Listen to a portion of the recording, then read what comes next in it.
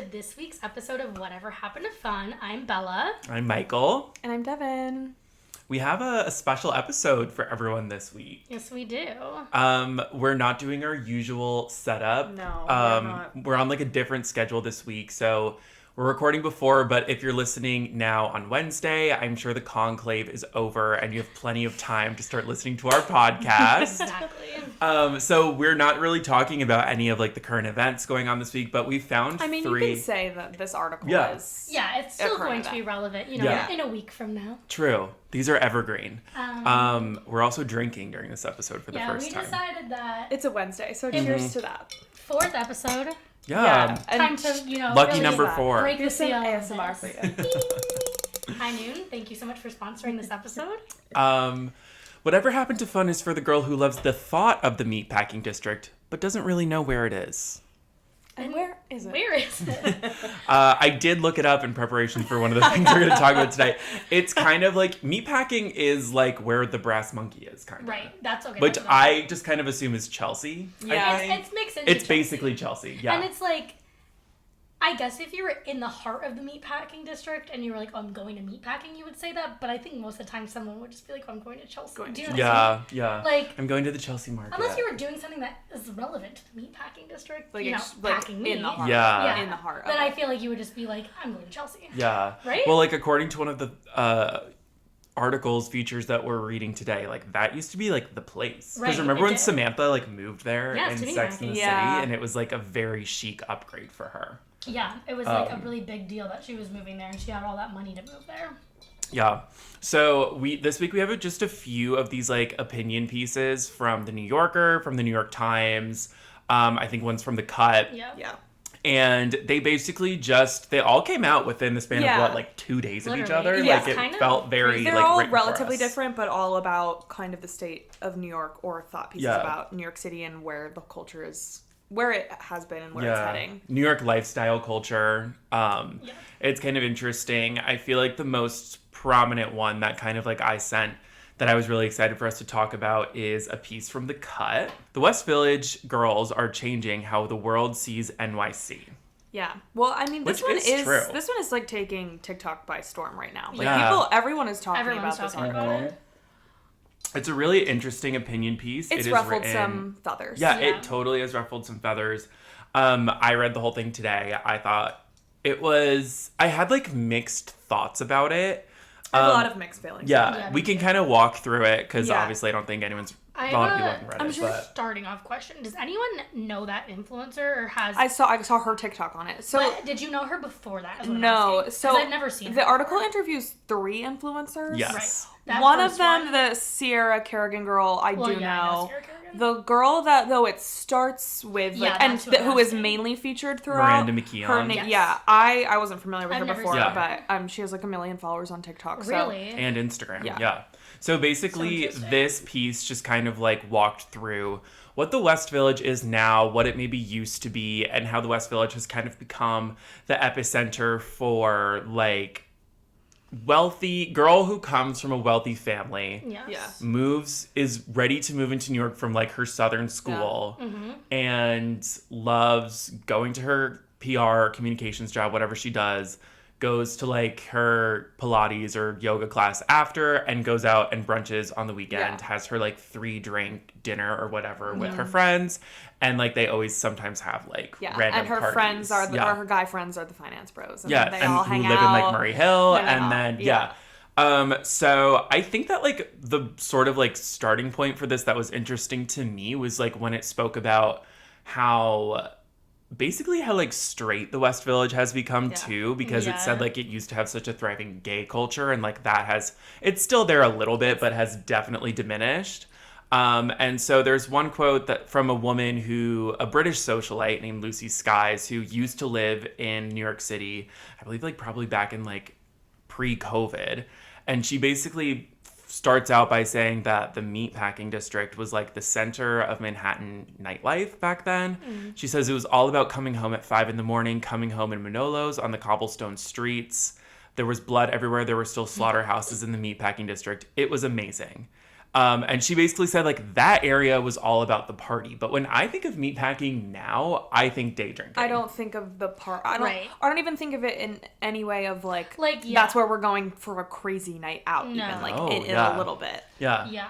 And, like, obviously this piece kind of, like, goes through how COVID really, like, now I think we are seeing the new New York after COVID, like, in the way that culture has kind of settled after, and, like, everyone's kind of moved into the city. People have found their little areas. Yeah. And so now, I mean, it also says, like, how the West Village has kind of been transformed. It's like, this other quote that I really thought was interesting says, now the area has been remade in the image of these TikTok West Village girls. Every storefront seems to be a coffee shop, a gelato spot, or a med spa. Yeah. Everything that isn't a bar is called one. There's Beam Bar for teeth whitening, Charm Bar for build your own bracelets, Hair Repair Bar for blowouts. There's a Stony Clover Lane, which hawks monogrammed makeup bags, a TikTok-friendly candy shop, the ultra girly, ultra successful clothing brand Love Shack Fancy.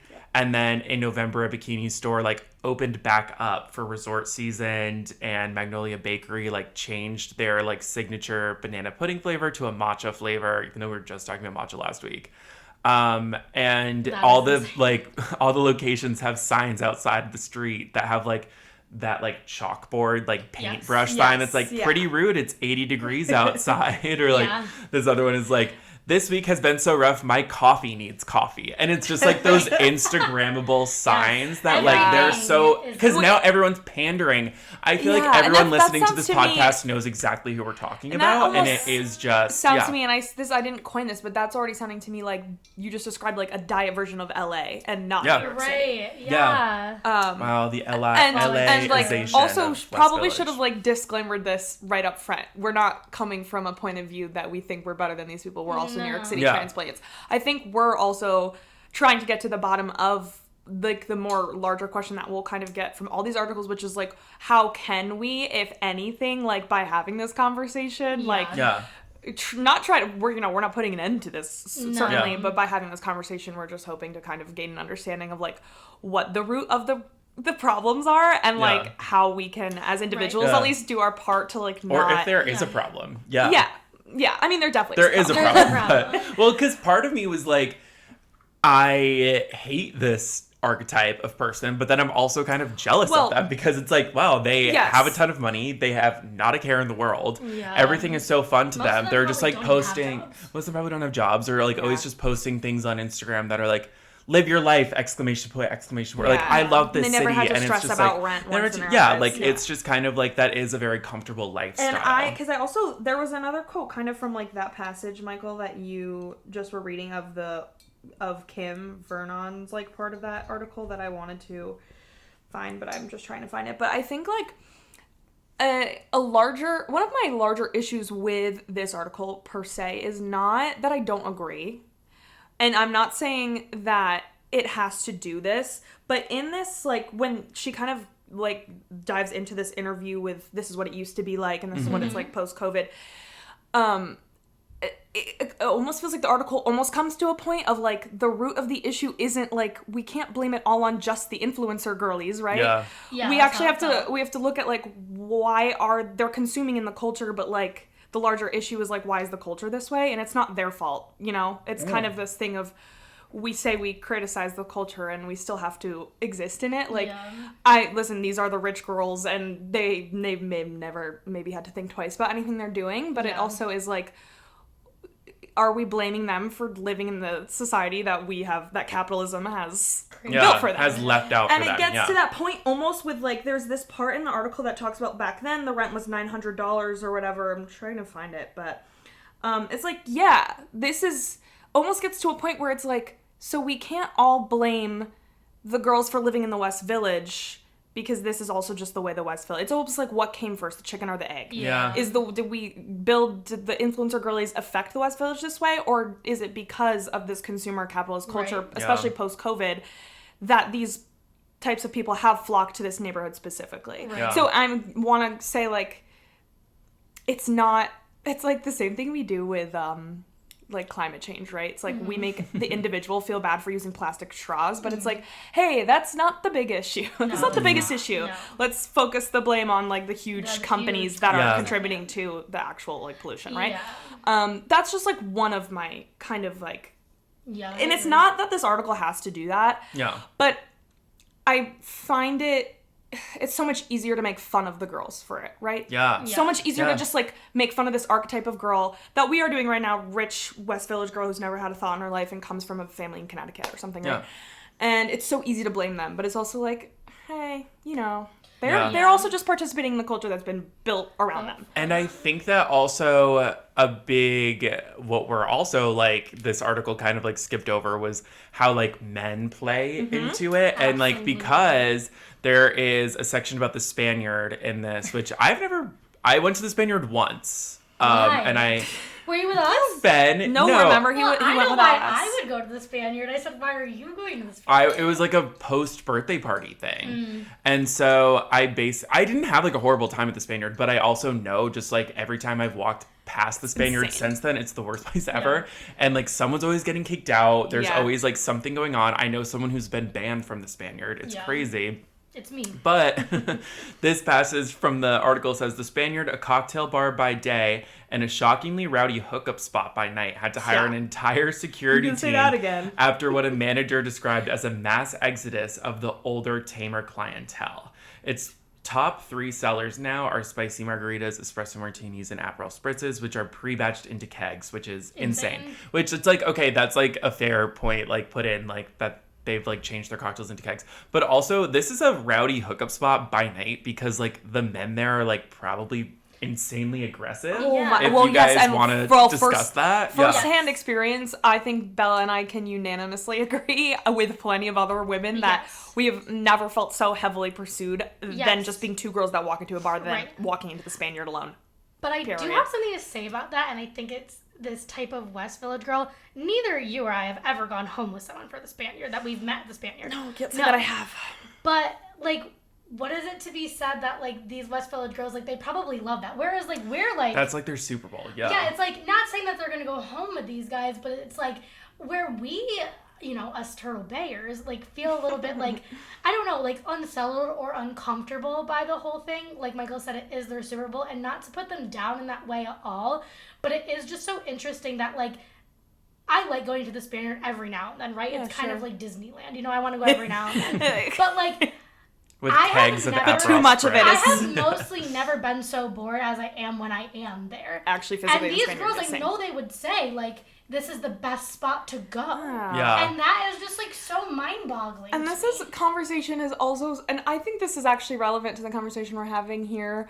Our best night in the West Village was when we walked down the street from the Spaniard and found a little pub that has been existing and we talked to some regulars that were at this bar, who are some older regulars that we actually, like, spoke to them the whole night and kind of got the down low on the bar that we were at because we were like, oh, we didn't know the spot and, like, clearly it has a lot of history and we want to know more about this spot. And it was funny because one of the older men that we were talking to had said, yeah, I've never seen it so busy like it is tonight.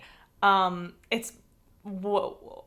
been such even like a line outside the door, which we've never seen at this bar the past couple weekends. It's just like the overflow of people who can't get into the Spaniard down the street, which I just thought was funny and relevant to and it was so ring. Interesting to talk to them, and so interesting how at a bar like literally like maybe 3 times less the size of the Spaniard. Oh my gosh, yeah. And like maybe not as like conventionally attractive men, how much more of a good time we had the best night ever. Just, like, and I learned that they had like the top 5 Guinness in the city. Right. And those girls though, like they would hate that. Do you know what I mean? Yeah. But then it's like or just like they need to maybe step out. Yeah, not even like to speak badly on those girls. But again, this is kind of what the article comes to a head of, like they're in this bubble. That West Village is their bubble. Hey, you never know. If you walk down the street because the line at the Spaniard's too long and then you stumble into this bar and you talk to some of the regulars there, you just might find that the West Village and the city is much larger than like you think it is. Well, but then you also have to hope that like they don't just like make that their own bar. Right. Like, make and that I think bar this is true of all tourism, taken right? over by like demon because TikTokers. the argument can be made for any place that's largely a tourist city, which is that these girls, men, boys, they're coming in, they're moving to the West Village or the city for, let's say, 2 to 6, 8, 10 years max. Yeah. And then they're leaving, right? Yeah. So it's like you can move into the city, you override it, you jack up the prices because of the demand in this neighborhood. Yeah.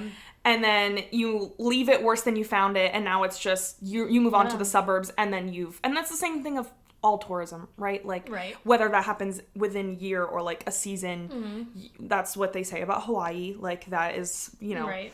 But it's also this fine line of like, well, if you're gonna do that, then make use of it. Like, I think, and again, I don't want to say my issue with the articles, because I don't think the article, not all opinion pieces, not all articles have to come to here's the solutions that you can do. You don't have to come to this.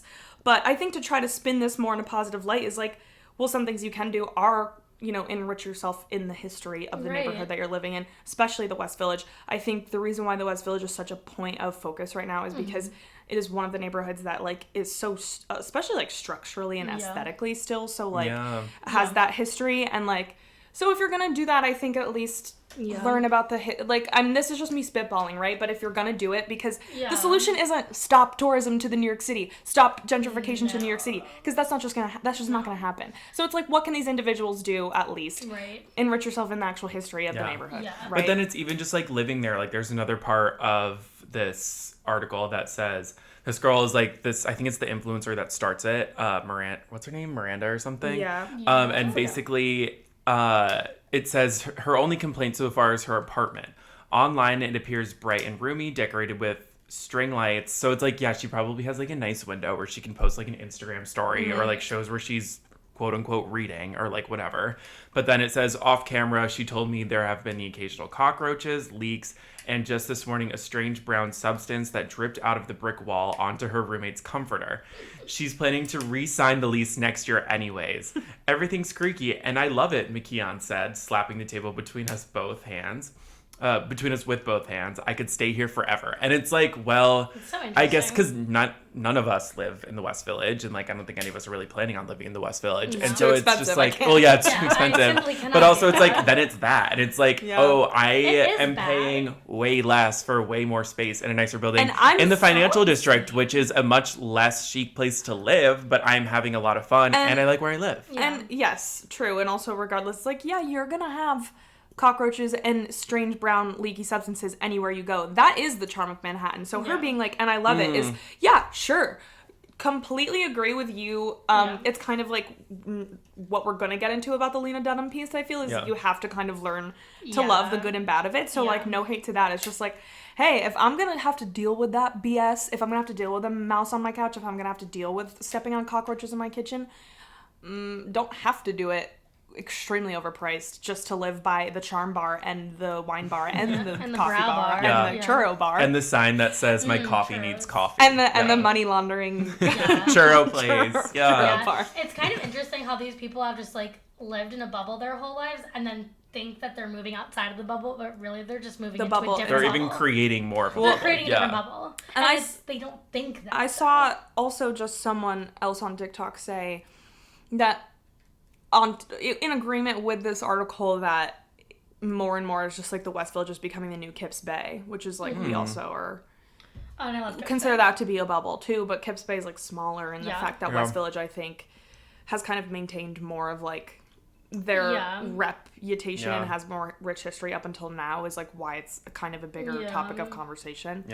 But and that's not to say that the West Village like isn't chic at some parts. Like last summer, I was talking to a guy who lived in the West Village last summer, and like I was like, wow, this is like so nice that he like lives around here, and like I was even like charmed by that. Like I thought that was so cool, and like it was so chic, and I probably do. Like if I was still talking to him, and like his apartment was so nice, like I was like, that is so fun. But then it's also like, oh, am I just kind of like giving into this like narrative and this aesthetic, or like is it really like something, you know? Yeah. I think at the end of the day, I don't spend enough time in the West Village, and I have said this to Bella, and maybe this kind of is why, maybe this article has explained why I feel this way, but every time I am in the West Village, I feel like I'm out of place.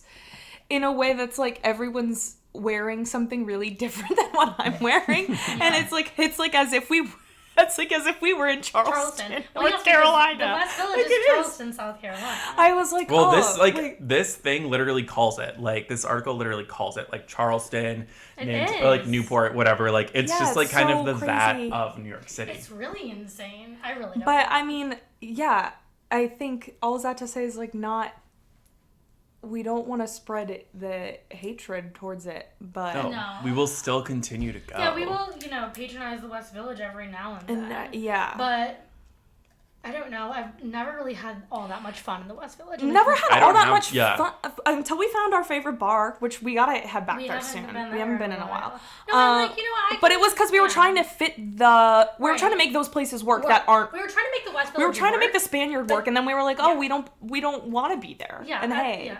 I think there's a few good places that we found, and like, listen, we can have fun anywhere. And I think that's also the flip of these people. I've had some of the best nights of my life. But I think it is the flip of these people is like, they are so reliant on the place that they are at and the people that they are with. Whereas, like, I would think other people like us, it's like, I could technically be more spontaneous, be on the fly. And try to make the best time out of it. I'm not going to sit in the corner and pout ever. Yeah. No, yeah. So, I don't know. That's what I don't know. Yeah. I don't know. I think we're a little less, I don't want to say we're less vapid than some of these people, but it's like, this even says, like, the writer went to the Spaniard during the day, and that sounds it fun. said a trio of ladies. Hey, and you know what? We are vapid. I think I would much rather be in the Spaniard in the during the day. Well, so you want to, this says a trio of ladies sat at the bar, alternatively catching up over white wine spritzers and taking brief breaks to absentmindedly look at their phones. After they snapped a selfie, I observed one of them in the course of a minute check a group chat, swipe through a dozen Instagram stories, clock into her Hinge account, no new messages, and then throw a few heart reacts into yet another group chat. The other thing is, we don't really have, like... Which is a really well-written paragraph, and it's so true, and I'm not going to say that we don't take phone breaks, and we don't sound maybe silly sometimes. As a group of 3 women in New York City. In New York City. But kind of, I don't disagree with the article at all. No. I think that we have such an easy time making fun of women exactly like in that paragraph that we have, and it's like, yes, so the men are, they're there too. Yeah, it's like, that article would probably be really boring to read, but like, I think it is just like... Yeah. Not disagreeing at all. It's not like these, it's not like these like demon TikTokers are like not the problem, but like, it still is just like, well, it's like also just easy for us because we don't identify it with it necessarily, and like that's not really something we're striving to be. Yeah, it's easy to so like, say it's just kind of like we can, as we've said on the first episode of this, like we can partake in the culture and still still criticize it. Yeah. So I think that's where we like kind of stand. This is just some food for thought. Yeah. Yeah. But be a part of your community. Learn about your New York City neighborhood and don't support your local businesses.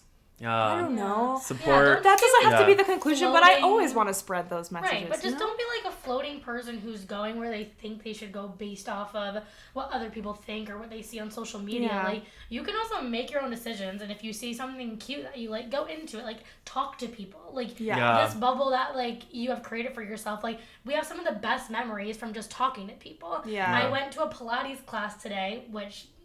whatever, that's in the article, but at my work, and I made friends with the only other girl in the class. It was just me and her, and I wasn't going to say anything to her, and then I decided to, and then we have so much in common, and she, like, lives, like, on 70th, and it's, like, love that. if you don't just, like, open your mind, like, even if you're, like, at the bar, talk to the bartender, at the coffee shop, talk to the barista, even if you're at the coffee bar, like, just talk to them and the coffee bar. See what you like. Just expand next your to the palette. charm bar. Next to the charm bar. And then when you're at the charm bar, talk to the woman at the charm bar. Yeah. But it's just like expand your palette and talk to people because you literally never know what you could stumble upon. Well, even like and it could also there was like a point in like the piece where she like mentioned she saw someone like go into a bar by herself, and it was just like this girl who like went in with her book and like ordered a drink and like a snack, and like that was it. And like they were so excited, and like I know you do that a lot, Devin. Yeah, I admittedly don't do that often, but like it's like, probably fun. If nothing else comes out of it, I just have some me time, which I prioritize, and if the best thing comes out of it, I strike up a conversation with someone next to me. No, it's important to do things by yourself, and like get comfortable in that, because again, it's like you've moved all this way from, I don't know, South Carolina, wherever you are, like, and you're just gonna stay in this bubble with people that you've already known or whatever it is. Like, get out there and do something by yourself. Maybe you'll realize something about yourself, I don't know, and that you don't want to go. And that's the whole point of New York City, which is like the whole article ends with like making fun of this girl being like, it's community, after she just talks about like her girlfriends and her guy friends that just all, you know, they do the same shit all the time and whatever. Right. And she says it's community. But really, that is why you moved to New York City. It's for community. But it's not just, you know, the same community that you're like seeing over and over again. It's about the community New York City itself provides you. Yeah. And I also think like you don't get anywhere else. You really don't get it anywhere else. You don't. Yeah. Well, even just like dating, it's like I'm from Connecticut, which is like an hour out of the city, and so it's like us three best friends from college, all from New Jersey, New York, and Connecticut. So like we're not. Yeah, like we've always had easy access to the city. It was not like a big easy move. Lives. Yeah. We've had easy lives. But even just like being so close, it's like even when I want to date, like it's like I can't do as much as I could do in Connecticut that I can in New York City. Like that's just like for me personally. Like that's not for me personally, I don't drive, so I have to live in New York City for the rest of my life. Yeah, we're stuck here. Thank you to the subway system. I love public transportation. Yeah, my public transportation girl over there. And I'm just never leaving Devin, so that's how that's gonna work. So guess it's the three of us forever. Mm-hmm. We're here. Someone once told me that I'd be the perfect 50-year-old single woman who has multiple boyfriends living alone in New York City, and I said, thank you so much. I see myself that way as well. I mean, we can talk about this more later, but I think what a lot of what we'll get to is New York City is for young people, right? Yeah. And that's why we kind of talk about the tourism. Actually want to be here. Yeah. We talk about the tourism of you stay for 10 plus years, you run up the checks at your neighborhood and then you just leave it, right? That's what people do. So but I can't drive out of the city, so I'll be here forever. Me too. I'll be here. The next article that I found really interesting, shout out to my sister who told me about this, is an article published by the New York Times that is called, "Is New York City Becoming the City That Sleeps?" Which we hate to hear it. So this article is actually about liquor licenses, and the gist of it is that it is really hard, and it's becoming increasingly harder for bars to get liquor licenses until 4 a.m. As opposed to 2 a.m. So, a lot of people are kind of talking about the bars that you would go to that are open until only 2 a.m. versus 4 a.m. I have a question. How often do liquor licenses get renewed? Every 2 years, I think, on a regular basis. That's a lot. Bars have to go through a new process. If a bar already has a 4 a.m. liquor license, it's easy to get pre-approved. Okay. But if you're, I guess, a 2 a.m. bar trying to get, if you're trying to a 4, or you're a brand new bar trying to get a 4 a.m. liquor license, it's not as easy. Right? Versus Cornerstone, which is 6. Which is never, actually. I've never actually left there.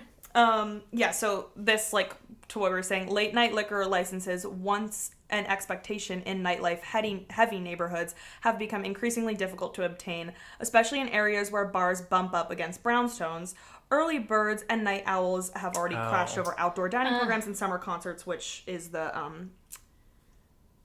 Forest Hills summer stadium, series. whatever. The 4 a.m. 7 days a week license is becoming a rare commodity, which we have the luxury of having in the neighborhood. But where I find the article most interesting is kind of when it talks about the point, I think, of it is that you're not necessarily doing a lot of your liquor sales between 2 and 4 a.m., which I think is why it's harder for these bars. Because it's between 2 and 4 a.m., you're not doing the bulk of your liquor sales for that evening. However, what the article says is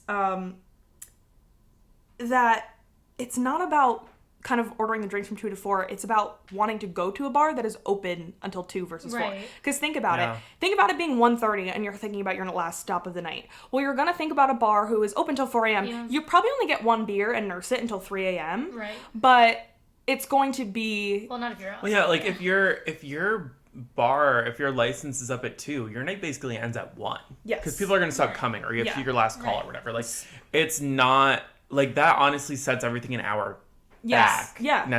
So it's kind of just thinking about I'm starting to think it's every time I go out in Connecticut and the bar, because have never really gone out in Connecticut like on a regular basis, just because it was like, obviously I would just go to the city if I wanted to come out, or like I just go to like my one bar that like I know will always just be open until 2. But still, it's like some other places, like I went out over like last summer, and a place was like turning on the lights at midnight, or like it was like last call was at 1 o'clock, and like we were just like, it's not even just like, it was just kind of second nature that I didn't even know that that was a possibility necessarily, because it's just like, we're just like, the face you made. We also went to school in New York where it was basically 4 a.m. I think 3 or 4. So we just 3.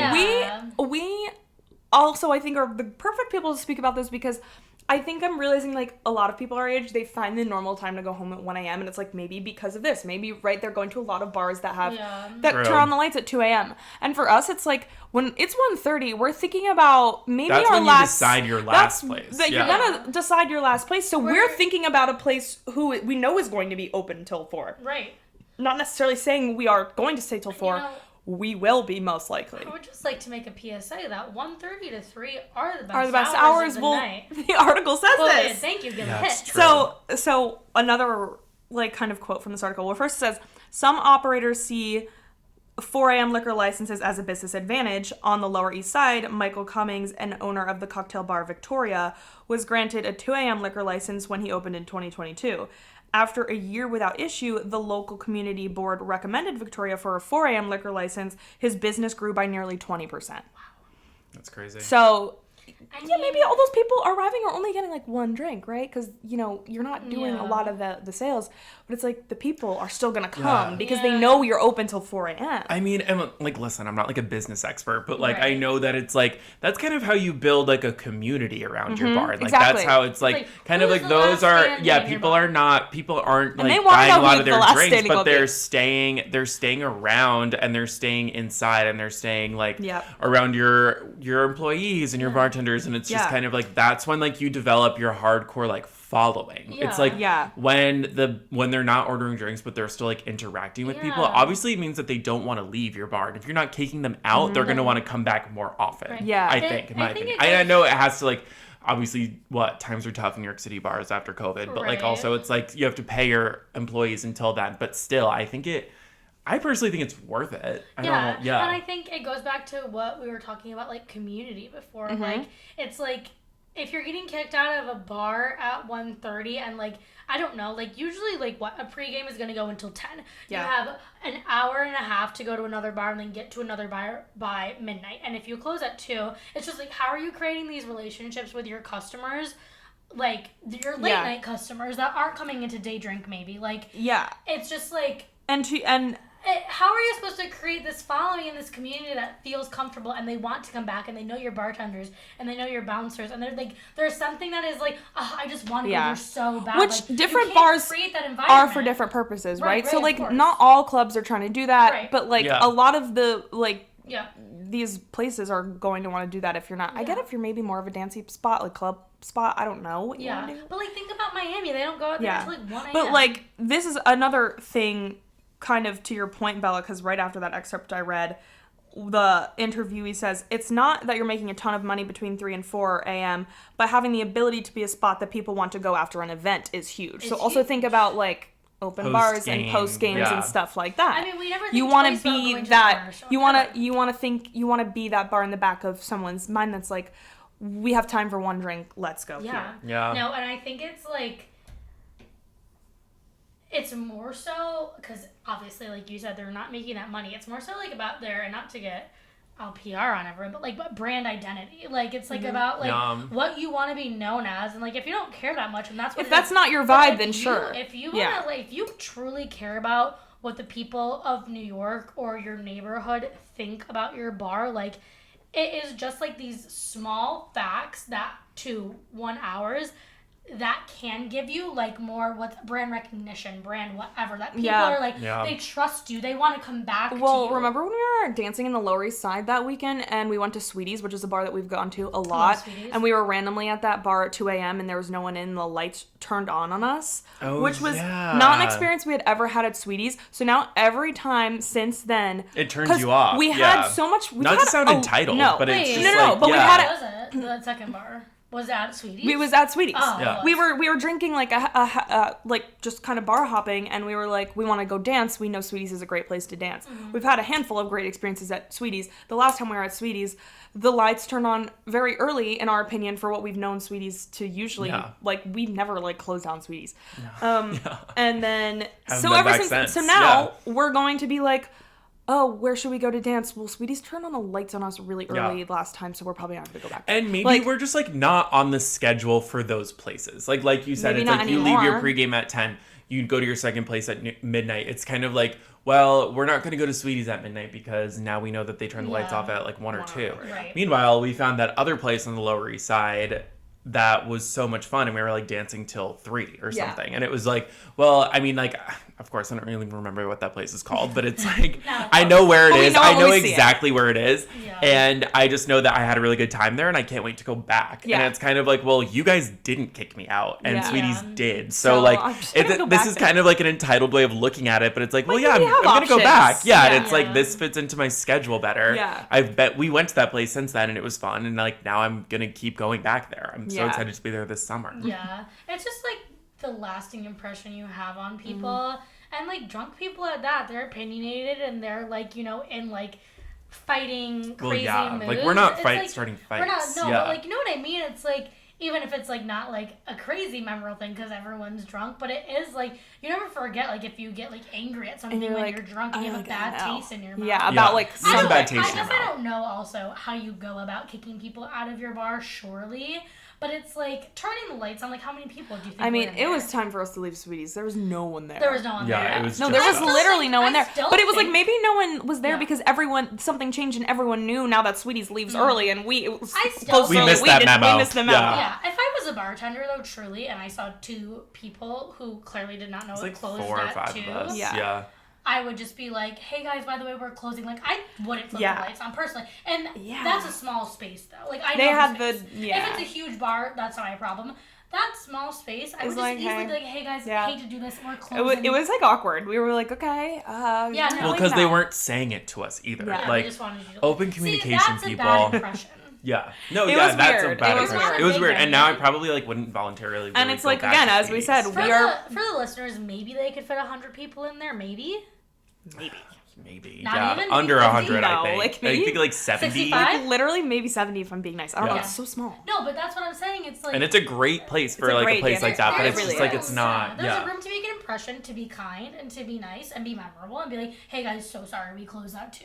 Yeah. Like, hope to see you soon. Though. Yeah. It was a weird Or maybe day. it was just like they go by volume and they close because there was no one there, but then still say, hey guys, we're turning the lights on, nice, you know? I don't know. There was no one out that night, really I guess. Is like, it's just like it was an off night. Yeah, literally. I mean, something about us is that me and my friends, we're going to be out. We're going to be out late. We're going to be out. We're going to be out. And like, to harken back to the West Village, the Cut article, we don't really do the 3 cocktail dinner thing around here. No. That's not our version of fun. Boring. Like, yeah. 3 cocktail sounds expensive. I don't want 3 cocktails ever. And to kind of close out on this conversation, the article ends how we all agree, which just says, in encouragement for more 4 a.m. liquor licenses, we're fighting for you, is a lot of great things have happened after 3 a.m.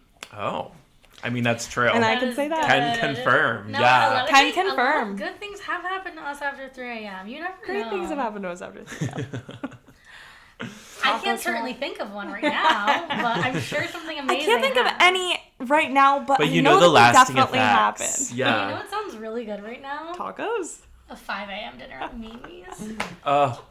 Oh my god. Podcast dinner at Mimi's. Don't you just want to eat a vodka parm at 4 in the morning at Mimi's? The best Italian restaurant ever. I just want to like drink really bad red wine instead of Midtown. I just want to drink I ordered a dirty martini, but I want it to be a pepperoncini martini, and I just want to sit there all night and be like, this is not what I ordered. I'm so happy about that. All the waiters in here are going to spit on me, and like, that's totally fine. Yeah. Okay. Well, to close things out, literally, Lena Dunham posted a new op-ed in The New Yorker, I believe, that basically announced that she's done with New York City. Pretty much, for the most part. Has moved out. Has been done for 2 years. Actually hasn't really lived here since COVID. Right. Now, we, to like preface the situation, are pretty much Lena Dunham apologists. We do like her. Absolutely. And I think everyone else is coming around to that too. But basically this... I love her so much. I love her so much. I read her book. Time. And so you've read everybody's book. I really have. Memoir guy. So I'm a huge Michael memoir guy major. And so she basically says, but okay, the big thing about this piece is that she basically says that New York never really was for her. Yeah. Because I have a quote here that says, getting to New York was their ultimate expression of self-determination, the place where they could shed preconceptions about who they were meant to be and create a new life among artists and experimental thinkers. And so she basically continues to say that if we should continue this plant metaphor, I was more like an avocado pit mashed into a cup of dirt by an excited third grader and then forgot to water it. I never actually sprouted. So she basically says, like, throughout this piece, and which is so weird because Girls made me love New York even more. Yeah. Which is, like, crazy. But, like, she basically says that, like, she never really fully identified with New York. It kind of always made her extremely anxious and nervous, and she felt like she never really fit in. She says even when she still comes back to New York, she just kind of is like a mess. And that's why, which is crazy to me. Interestingly enough, like why on Girls she made her character be from the Midwest, and it's funny that she was always told growing up that it seems like she was from out of town, but she actually wasn't. So that's why when she was creating this fictional character who still resembled her a lot in many ways, she made her actually come from the Midwest. And then ultimately leaves New York, which is so interesting. And so, I just feel like it's like Lena Dunham is kind of just like, she is the type of like perfect example of someone who's like, maybe you don't need to live in New York, and like that's okay. And then it's like some people I feel like sometimes feel obligated to have the, and I'm not like, it's just obviously not for everyone, and I feel like some people feel obligated that they need to have this, or like it's like all these West Village girls are moving to New York and they think that it's like what they should be doing, but like you don't really need to have that moment if you don't see yourself fit for it. What she finishes by saying, which also correlates to the West Village article, is she, like, her last paragraph is about how her grandma always said it's for young people, right? Mm-hmm. Like, that's what New York City is for.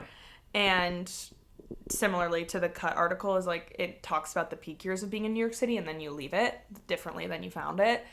And I think that is true across the board, right? Yeah. But I think it's interesting because clearly Lena Dunham, as she admits, is kind of just never the person who was built for New York City anyway.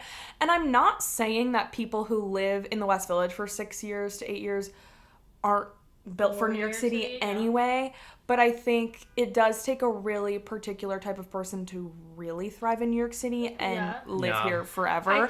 And I'm not saying you have to live here forever, and that still doesn't make you legit, right? To live in New York for a little bit. But I do think New York is really specific in the sense of... Right. I think it's also just, like, the realization, like, she realized that it's not for her, obviously, after a long time.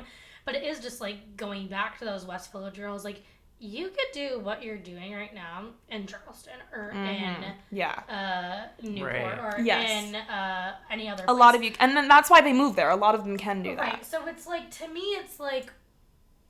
Not that they're, like, a waste of space, but again, why are you coming here jacking up all these prices when you could do this anywhere and you know you could do this anywhere? And do you really, like, love living here? Do you really love Manhattan? Is it what New York City can offer you, or is it just like any smaller, maybe semi-walkable city, and maybe go find that other city? Yeah, but I just find it respectable that Lena Dunham is able to just be to admit that. I think it's brave, and I think it's, especially after someone who created something so iconic about New York City, like, and also has been so scrutinized for it. Yeah. So I don't know. I applaud her, and similarly, I always wonder what Sarah Jessica Parker's thoughts are on, like, the fact that I know she loves New York City, like, almost too much, but, like, I wonder what her thoughts are on, like, the fact that she created this kind of, like... I mean, she pretty much created the West Village demon TikTokers. Yeah, she did. That's, like, kind of her. I mean, modern day, maybe West Village. Yeah. Oh, yeah. Right. Yeah, no, not when she was there. Even though they said she lived uptown and not in the West Village. Yeah, I do wonder what she thinks about, like, the culture and what it's become, because, like, if Carrie lived today, like, she would be not completely that person, like, maybe that's more Charlotte along the lines of, but, like, she would definitely be participating in that type of culture. Oh, yeah. Those are Charlottes, but they all, like, say they're Samanthas. Right. Yeah. No, and all those girls say they're Samanthas, and I would like to show you an example of a Samantha. But, yeah, no, I applaud Lena Dunham for saying this. Obviously, like you said, we're Lena Dunham apologists. Yeah, I love her. But I think it's admirable when you say you don't fit in somewhere you don't feel like you fit in. Yeah, to be able to admit that is pretty cool. And then to find somewhere that you do fit in is like, how can I not be happy for and you? it's just like a lot of these people who are moving into New York City, they will do that eventually, but not without causing harm, essentially. Right. Like, not without, like, Lena Dunham is technically, I mean, she's technically from New York, so it's... I see her in, like, Seattle. Yeah. I don't know why. Ooh. Yeah. I have this thing where people always ask me, like, what city should I move to? And I feel like I'm always really good at telling them, like, where they should get it. move. I'm good at Someone that. recently, one of, like, my coworkers who knows me well enough says that he sees me in Chicago, which is interesting to me. I've never been there, so I Never don't been know. there either. The little I know about Chicago, I agree. Maybe a separate episode on I why. think you would like Chicago. I think you're a New Yorker because I live here with you right now. Do you want to come to the on-site with me? Yes, and yes. Well, I, like, agree that, and we change all the time, people change all the time.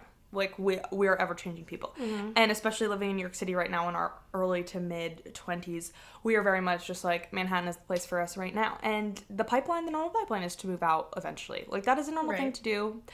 Right now, as I see it, like, I do think kind of in the opposite school of thought of Lena Dunham is, like, the longer I stay here, the more I feel like I belong here. Yes. Yeah. And it doesn't just have to do with me not being able to drive, but that is a big factor. But I see these old women at our local Italian restaurant at Mimi's, at the piano bar, drinking wine, sunglasses inside. She has a cigarette. She's actually not smoking inside. You're not allowed to do that. But in my head right now, like, they're all smoking a cigarette. They were in the 80s. Yeah. They were in the 80s. But, No, they were. you know, she never moved out of the neighborhood or never moved out of New York City. And I don't know, like, I look at that woman and I say, that is admirable to me. I feel like I've never felt more inspired than the first never. time I saw those women there. And I was like, I mean, we live in a neighborhood that I would say years older, like right in this specific vicinity. Yeah. But being in that specific piano bar at 5 p.m. to see those women, I'm like, I do see my future, and it is bright. It might be. I don't know, but it could be. I feel like people ask me all the time, like, oh, are you going to live in New York City forever from, like, you know, your hometown or whatever? And it's like, I don't see an end. Like, currently, like, it's like, maybe if I, like, there are obviously things that you want in life, like, to get married or whatever it is. But, like, currently right now, it's like, no, even if I was in a relationship, like, I'd be in a relationship who also with someone who also sees things. that. Like, it's like, I feel like that's what they're asking when they're saying, oh, are you going to stay in the city forever? It's like, oh, you're gonna get married and stay in the city forever, that kind of thing. And it's like, well, like, I love it so much. Like, why? But, like, sure. That is, like, I'm not envisioning that, like, a relationship, but I'm envisioning the city. So, like, it's going to have to fit into that, basically. Yeah. Is how I feel about it. New York City is my relationship first. Yeah, as Carrie Bradshaw said. Mm-hmm. But there's no end in sight for me at all. Yeah. As we're young, and obviously opinions change, but... Well, that's, like, the thing. It's, like, some people are moving out of the city when they're 35. That's, like, 10 years from where we are right now. It's kind of just, like...